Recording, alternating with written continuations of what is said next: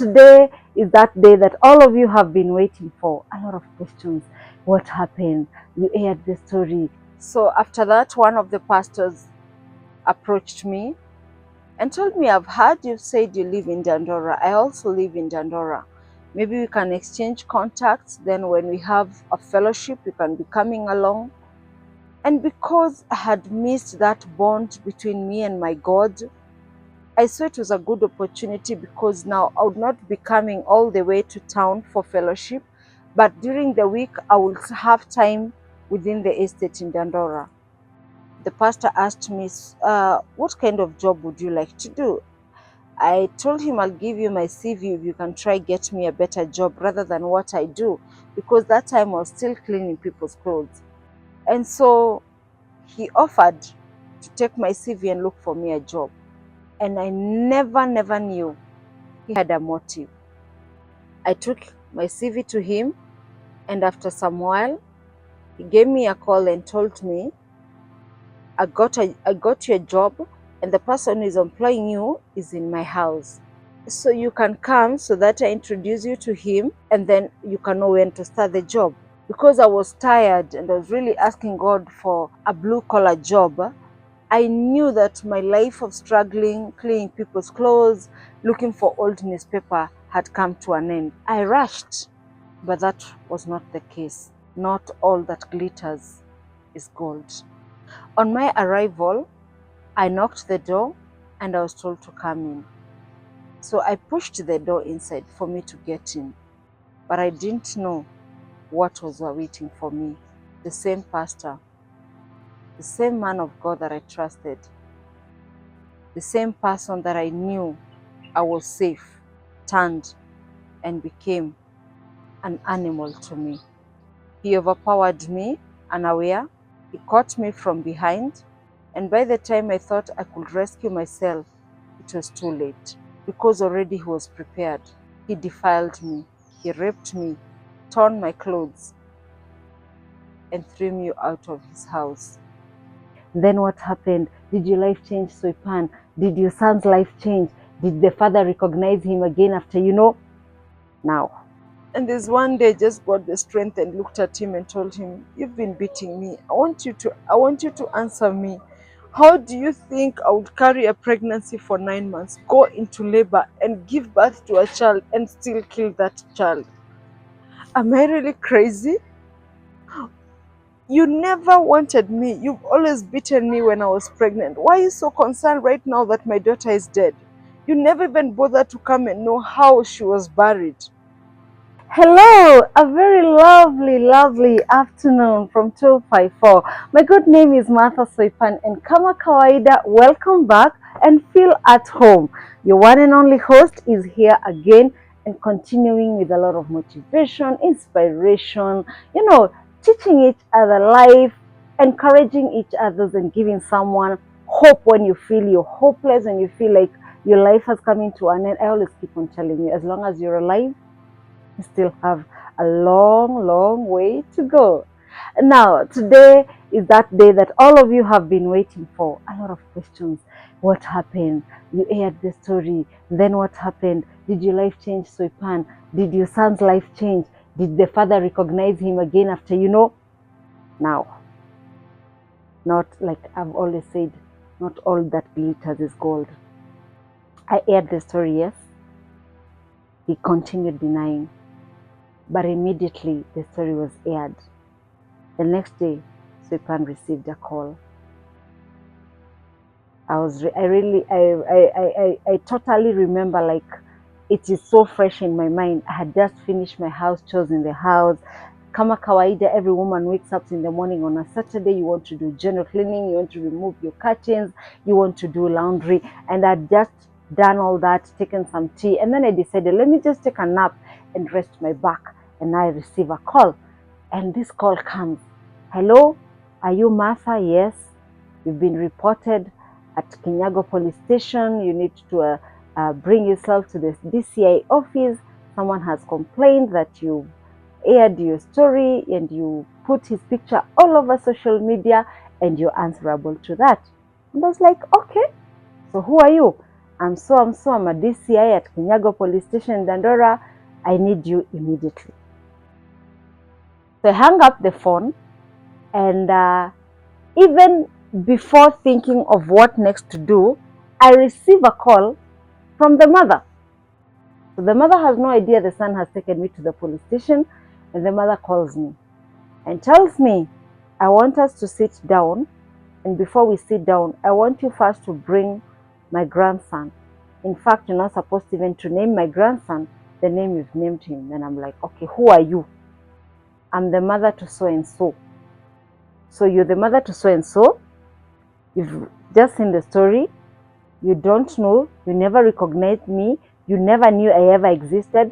Now that you've heard I have a son somewhere, you insist I had to bring my son to you, and to make the matter worse, change also the name. I remember that time I was just about to call my dear friend Lingugi, and luckily or unluckily she called and she told me, so how far is the story? I guess your phone is ringing a million times. I even told her I was about to call you. I've just received a call. I've been summoned by the DCI. Where? And who has reported you? Mr. Sammy Cairo. Okay. So she tells me, forward me the number. I'm the one to make the call. So she calls and tells the DCI, unfortunately, the channel is mine. I'm the one who aired the story. I'm the one who put those pictures there.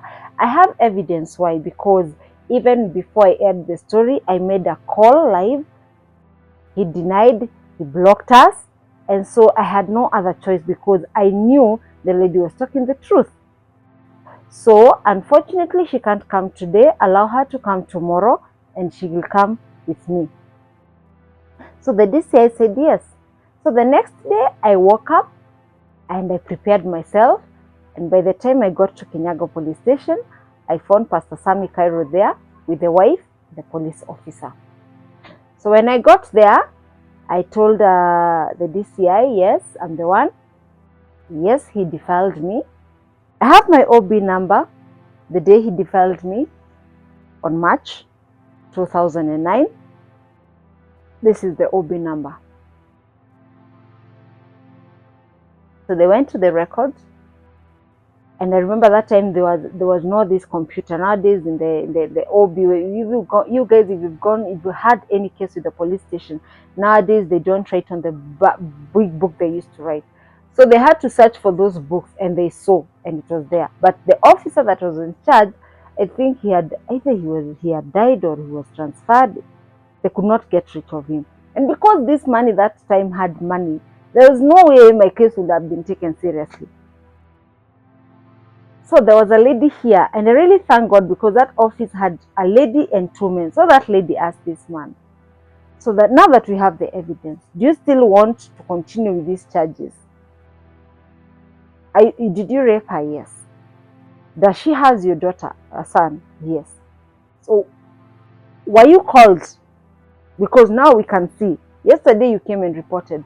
She has even said, I have enough time to sit down and watch this video and realize that even before this story was aired, there was a live call. And how you responded.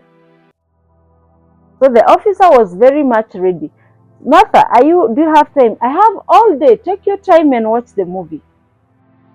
So they were watching and they were just forwarding until it got to a point they even had the phone calls and how the response was.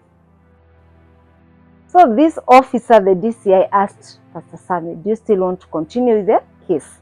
Because me, I will tell you very well, you've already gone viral and there is no way of turning back. So you either take responsibilities or you sit down with this woman and sort things out. So I remember when we were at Kinyago, he said, I want to withdraw the case. Okay. Luckily, by that time I got there, God had already made a way. I had already gotten a pro bono lawyer.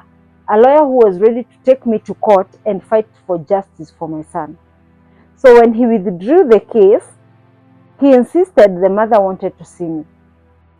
So the mother came and saw me and still insisted they want their son back. I told them, there's no way you can take my son back. You've never seen him for 12 years. Why now? just because I have a son. That cannot happen. So, okay, you go home. I will plan when we meet and we'll sort things out. So I came home, I relaxed. And 6 months passed.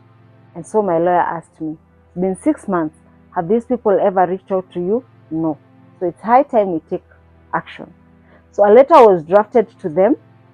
And when the letter was drafted, before they replied, I remember he called and asked me for the fee structure of my son. So I sent him a fee structure. And that time, the only thing he paid, I remember he paid 10,000, sent me the receipt. The letter went mute. So when another letter was sent to him for them to come and sit down, we have a discussion, that was when they looked for a lawyer, and the lawyer sent a message to us through a letter that he has denied he has a child. If he still insists my son is his child, we go for a DNA test. And I agreed. And since, according to law, when you request for a DNA test, you're the one to pay. So we went for a DNA test, which he never turned up. We were at the hospital the whole day until we made a call. We were given a funny excuse, and from there, it was back and forth. We went for a DNA test, there was always an excuse. Another DNA test was always an excuse. A pro bono meeting was always an excuse. Then now, that was when the lawyer started exchanging letters. Then I started receiving threatening calls. Then a lot of demands from the mother that they want my son to stay with them. I refused. It became so frustrating that my son got into fear. My son could go home or go to school with a lot of fear. It really attracted so many phone calls that really kept us in so much fear. To an extent, I remember last year, March, that was 2023 on March, we went to court. And that was when I said, I've left everything to God and I'm not ready for a back and forth thing. So if people think that Sammy Cairo stood up and took care of his son, he has never done that. It has always been one excuse to another. I had to give up. And by the time I gave up, actually it is my son who told me, I'm not ready to leave school again, mom, for DNA for someone who doesn't come. After all, he denied me before I was born. He wanted me killed. So, mom, I believe you can still raise me like you've always raised me. And God will always make a way for you to put food on the table for me and to give me the best education that you've always given me since I joined school. So it has not been an easy journey. And I would want to encourage any person there who is really pressing charges and working hard for maybe your child to get rights or support from the father and they are not ready to do that. Please, stop wasting your energy, stop wasting your precious time. That time that you're wasting chasing him and fighting, having a back and forth with lawyers and court issues and court time, work it on making money and making yourself something productive for your children to salute you in the next future.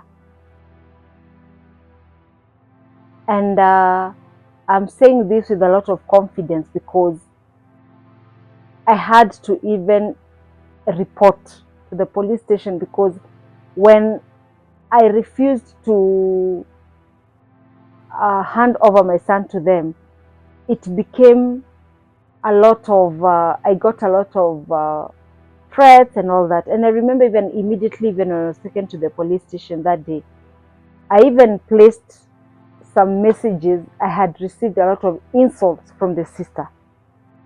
The sister called me all sorts of names. So even when we were at the police station, I had every right to open another case of being also insulted, because I asked him very well. Even I still have the letter that he withdrew the case and he wrote, I'm ready to stand up for my wrongs and I want them to make them right. but he has never done so. And I'll still say today, just like I said on my first show, I don't take vengeance. I leave it to God. Because if I still hold the grudges, if I still hold the bitterness, I don't think I'll be where I am today. I don't think I would have managed to bring up my son to where he is. Today, my son is a teenage, 14 years old. Yet, what he has seen, what he has experienced, what I have taught him has made him the man he is today. So I'll still keep saying, and I'll still keep on saying, Pastor Sammy Cairo, I left you in the hands of God. I don't have money to pay lawyers.